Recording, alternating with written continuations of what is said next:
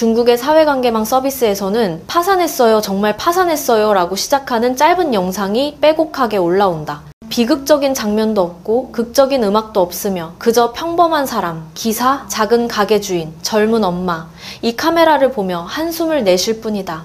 사람들이 그런 영상을 올리고 퍼뜨리는 건 호기심 때문이 아니라 그 안에서 자기 모습을 보기 때문이다.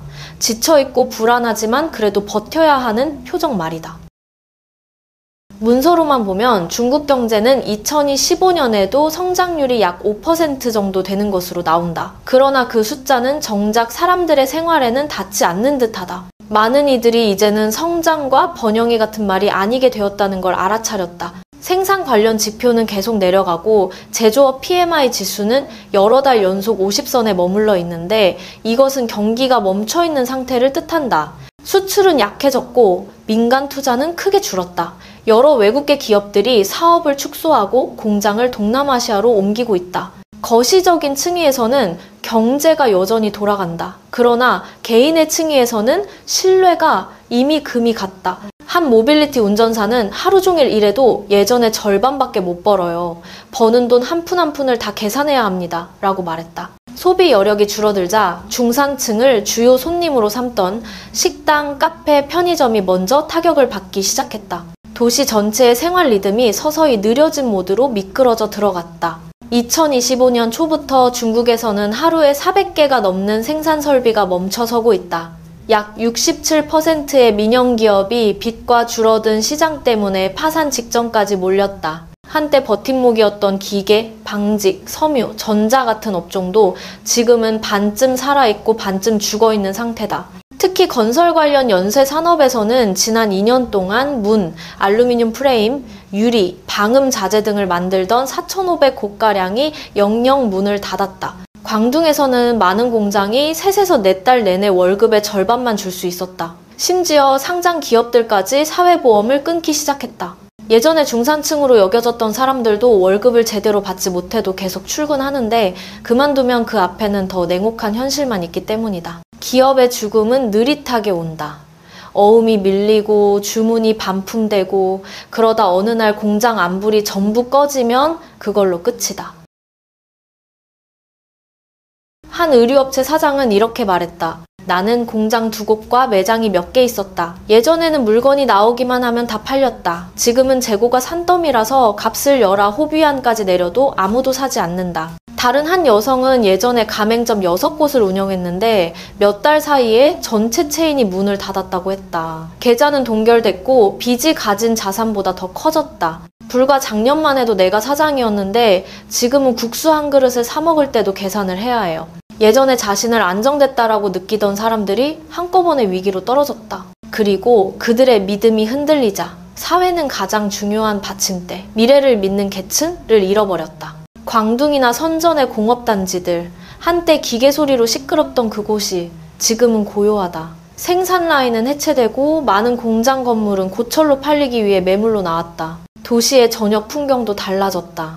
네온이 일찍 꺼지고 상업지구에는 사람이 없다. 바깥 간판에는 임대가 빼곡하고 안으로 들어가면 가게 안에는 책상과 의자만 덩그러니 남아있다. 어떤 식당 주인은 이렇게 털어놨다. 예전에는 점심때 줄을 서야 했어요. 지금은 하루 종일 문을 열어도 몇 그릇밖에 못 팔아요. 이렇게 거리가 한산한 건 처음 봅니다. 어떤 곳에서는 200명이 넘는 인력을 둔 공장이 가동한 지 1년 반밖에 안 돼서 멈춰서야 했다. 기계는 대부분 유럽에서 들여온 거의 새 것이었지만 결국 처분해야 했다. 사장이 처음에 프레스와 사출, 금형 가공을 하려고 800만 위안을 들여 설비를 꾸렸지만 임금과 공장 임대료, 자재값이 한꺼번에 밀려들면서 현금 흐름이 끊겼고 결국 폐업을 택할 수밖에 없었다. 이 3년 전에 새로 산 기계라 아직도 90%는 새 것 같은데도 지금은 헐값에 팔아 일부만 회수할 수 있을 뿐이고 그 돈으로는 빚을 다 갚기에도 모자란 형편이다.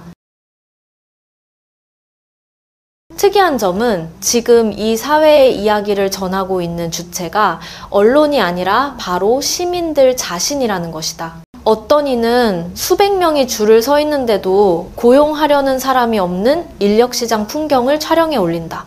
어떤 젊은 여성은 휴대전화가 없어 결제용 QR코드를 받을 수 없는 거지에게 밥을 사준 이야기를 들려준다. 그 짧은 영상들은 하나의 사회일기가 되어 어려운 시기에도 인간다움을 놓지 않으려는 있는 그대로의 중국을 기록하고 있다. 사람들이 그것을 빨리 퍼뜨리는 건 동정해서가 아니라 그 안에서 자기 모습을 보았기 때문이다. 자세히 들여다보면 이 위기는 단순한 숫자 때문만은 아니다. 너무 빠른 성장을 오래 겪은 뒤에 생겨난 구조적 변화와 심리적 변화가 한꺼번에 드러난 것이다. 경제 구조가 뒤처졌다. 수출과 부동산에 기대던 모델은 이미 한계에 다다랐다. 집값 시장이 무너지자 허상으로 보이던 재산이 사라졌고 사람들의 금융에 대한 믿음도 함께 증발했다. 팬데믹 이후의 심리, 오랫동안 불확실함을 겪은 뒤라 사람들은 쓰기보다 모으는 쪽을 택했다. 기술이 노동을 대체했다. 자동화가 진행되면서 수백만 명의 단순 노동자가 일자리에서 밀려났다. 집단적인 피로, 애써도 거기에 걸맞은 보상이 돌아오지 않으면 사람은 쉽게 이제 그만두자는 상태로 가라앉는다. 이 요소들이 한데 모여 경제 위기와 정신적 위기가 뒤섞인 완벽한 폭풍을 만들어냈다.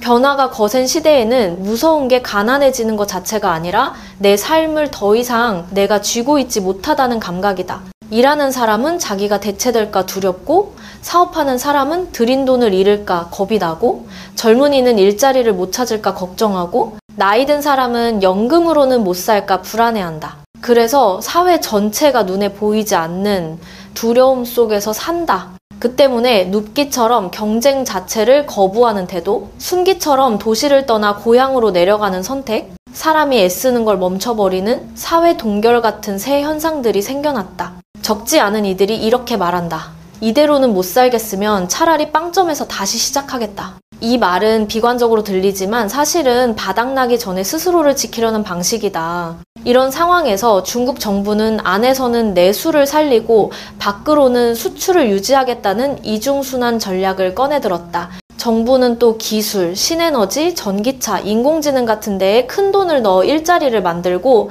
새로운 성장 동력을 얻으려 하고 있다. 사람들이 위험을 무서워하면 누구도 돈을 쓰려 하지 않는다. 기업이 적자를 걱정하면 투자에 나서지 않는다.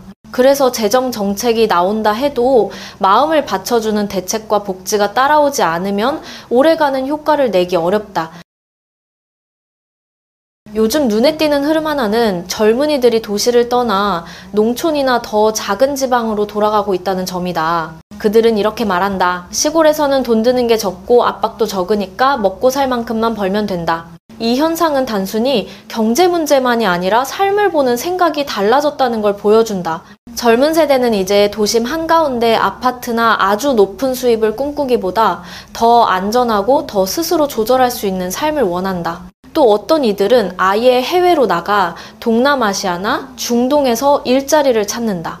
이렇게 인력이 거꾸로 빠져나가는 모습은 도시의 일자리 구조가 예전만큼 매력적이지 않다는 뜻이다. 그럼에도 긍정적으로 보면 이것은 노동력이 자연스럽게 다시 나뉘는 과정이기도 하고 사회가 스스로 균형을 되찾으려는 신호이기도 하다. 분위기가 어두워도 여전히 기대를 걸 만한 이야기들은 있다.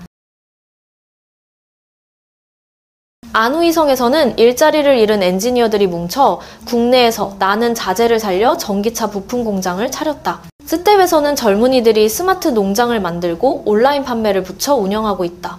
작은 기술기업 몇 곳은 방향을 틀어 해외 시장으로 나갔고 이익을 내기 시작했다. 이런 사례들은 큰 틀이 흔들리고 있어도 개인 한 사람 한 사람이 세기를 낼 수 있다는 걸 보여준다.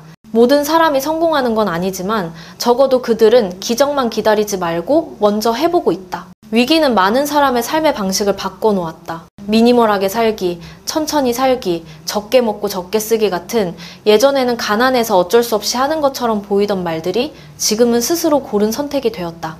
사람들은 직접 요리하고 고장난 걸 고쳐 쓰고 채소를 키우고 지출을 줄이는 걸 배운다. 온라인에서는 이렇게 절제해서 사는 법을 알려주는 채널들이 수백만 명을 끌어모으고 있다. 이것은 단순히 어려우니까 아끼는 차원이 아니라 물질에 덜 기대면서 내 삶을 내가 조절하려는 새로운 문화가 생기는 징조이기도 하다. 사회가 바뀌는 시기에는 이런 단순한 삶의 방식이 사람들에게 어려운 고비를 넘어가게 해주는 바탕이 될 수 있다. 짙은 회색이 많은 이 풍경 속에도 사람들의 자비에서 나온 밝은 색들은 여전히 있다. 여러 도시에서는 사람들이 음식을 나누고 일자리를 찾아주고 일터를 잃은 이들을 위해 모금을 하는 모임을 만든다. 개인 영상 채널들도 더 이상 부를 자랑하거나 호화로운 광고를 올리지 않고 실제 사람이 겪는 실제 이야기를 들려주며 버티는 힘을 전하는 쪽으로 방향을 바꿨다. 각종 온라인 게시판에서는 서로에게 소액 자금을 돌리는 법, 작은 자영업을 시작하는 법, 온라인으로 기술을 배우는 법을 알려준다. 작은 아이디어 하나하나가 큰 의미를 갖는다. 공동체가 서로를 붙들어주고 있는 한 사회에는 회복의 여지가 남아있기 때문이다. 지금 중국이 겪는 일은 결코 혼자만의 일이 아니다. 일본도 한때 잃어버린 10년을 겪었고 미국도 2008년의 위기에 빠진 적이 있다. 여기서 보이는 교훈은 이것이다. 경제를 다시 일으키는 힘은 자본만이 아니라 신뢰에서 나온다. 사람들이 미래를 믿어야 소비하고 투자하고 새로운 것을 만들어낸다. 중국은 지금 거대한 내수 시장과 친환경 기술 그리고 제조 역량이라는 이점이 있다. 신뢰를 다시 세우고 복지를 손보면 이 나라는 위기를 체질을 바꾸는 기회로 돌려놓을 수 있다. 망했다는 말은 절망의 한숨만이 아니라 깨우는 신호이기도 하다. 사람들은 무언가 잘못되었다는 걸 알아챘고 그것을 말로 꺼낼 용기를 냈다는 뜻이기 때문이다. 수백만 명이 한꺼번에 목소리를 내면 그것은 더 이상 개인의 비극이 아니라 집단의 메시지가 된다. 사회의 작동 방식을 손보고 사람을 중심에 두어야 한다는 신호 말이다. 경제가 어두워진 밤에도 작은 불빛들은 남아있다. 계속 운전대를 잡고 있는 기사의 차 안불빛, 하루를 마무리하며 저녁을 짓는 어머니의 부엌 등 나는 아직 괜찮다는 이야기를 내보내는 휴대전화의 화면 불빛. 이 모든 것은 아무리 어려워도 이 사회의 믿음은 아직 꺼지지 않았다는 증거다.